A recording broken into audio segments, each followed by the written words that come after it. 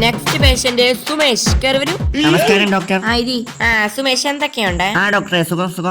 സുഖമാണെങ്കിൽ പിന്നെ താൻ ഡോക്ടറിനെ കാണാൻ വന്നേ? അതല്ല ഡോക്ടർ, എനിക്ക് തലയ്ക്ക് നല്ല സുഖമില്ല. തലയ്ക്ക് സുഖമില്ലെങ്കിൽ താൻ വല്ല പ്രാന്തസ്റ്റും പോയിട്ടായിരുന്നു. എന്തിനും ഇങ്ങോട്ട് വന്നേ? എനിക്ക് തലവേദന ഉണ്ടെങ്കിൽ 2 ആഴ്ച ഇതുവരെ ഒരു കുറവില്ല. ഡോക്ടറെ എഴുതുന്ന തുണ്ടുകൊണ്ട് ഞാൻ മെഡിക്കൽ സ്റ്റോറിൽ കാണിച്ചപ്പോൾ അവർ 5-6 ഗുളിക തന്നു. അത് കഴിച്ചപ്പോൾ തലവേദന കൂടിയല്ല, അത് കുറഞ്ഞിട്ടില്ല. എടാ തുണ്ടിഞ്ഞട് എടോ, ഇത് ഞാൻ പേര് സെല്ലിന്ന് നോക്കാൻ വേണ്ടി വരച്ചു നോക്കിയത്. ഇത് കൊണ്ട് താൻ മെഡിക്കൽ സ്റ്റോറിൽ ഡോക്ടറെ അതുകൊണ്ട് ഞാൻ മെഡിക്കൽ സ്റ്റോറിൽ കാണിച്ചപ്പോൾ അവർ അന്നേരം ഗുളിക തന്നു. എടാ പിന്നെ എങ്ങനെ തന്റെ തലവേദന മാറോടാ പൊട്ടക്കണം?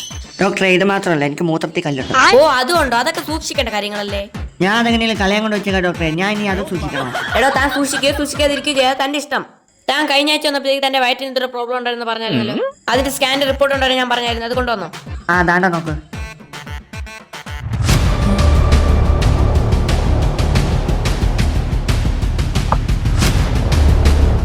എങ്ങനെ ഇതിന്റെ അടുത്ത് പറയും?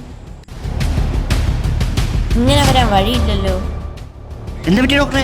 കൂടെ ആരെങ്കിലും വന്നിട്ടുണ്ടോ? ഇല്ല ഡോക്ടറെ, ഞാൻ മാത്രമേ വന്നുള്ളൂ. എന്ത് പറ്റി? മെഡിക്കൽ സയൻസിൽ ഇങ്ങനെ റിപ്പോർട്ട് ഞാൻ ആദ്യമായിട്ടാണല്ലോ കാണുന്നത്. എന്നാലും ഇതെങ്ങനെ സംഭവിച്ചു?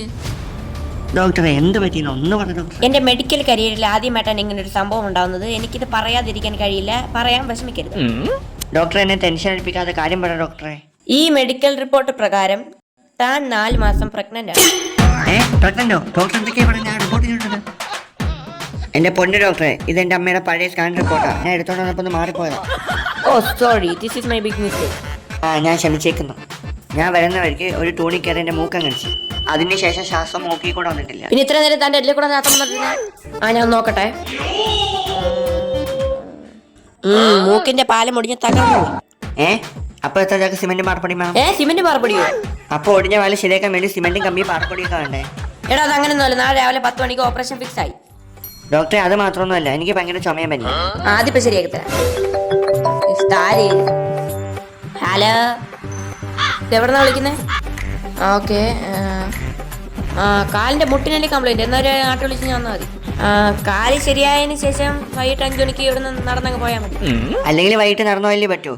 വണ്ടിക്കൂലികളുടെ പൈസ ഡോക്ടർ ഊറ്റിയെടുക്കത്തില്ലേ? ശരി ഡോക്ടറെ ചെവിലല്ലേ ഈ സാധനം വെക്കണം? ഓ സോറി, പനി ചെക്ക് ചെയ്യാനായിരുന്നല്ലേ? ഓക്കെ.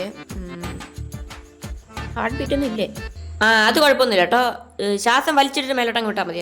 വേറെ പ്രശ്നമൊന്നുമില്ല. പിന്നെ ഞാൻ ഒരു പെൻസിലിന് എഴുതി തരാം കേട്ടോ.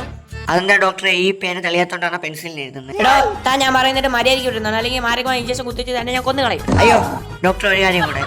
പറ. എന്റെ കണ്ണിന് അങ്ങനെ മംഗലാപുറത്തുള്ളതൊന്നും കാണുന്നില്ല. മംഗലാപുരത്തെ ഒന്നും കാണുന്നില്ലേ?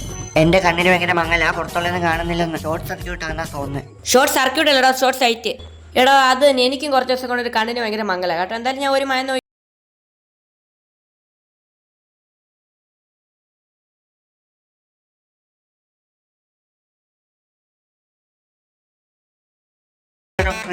എന്താ ഒറ്റ തുറക്കാൻ പറ്റുന്നില്ലേ? ഇല്ല, കരണ്ട് വല്ലോ പോയോ ഡോക്ടർ?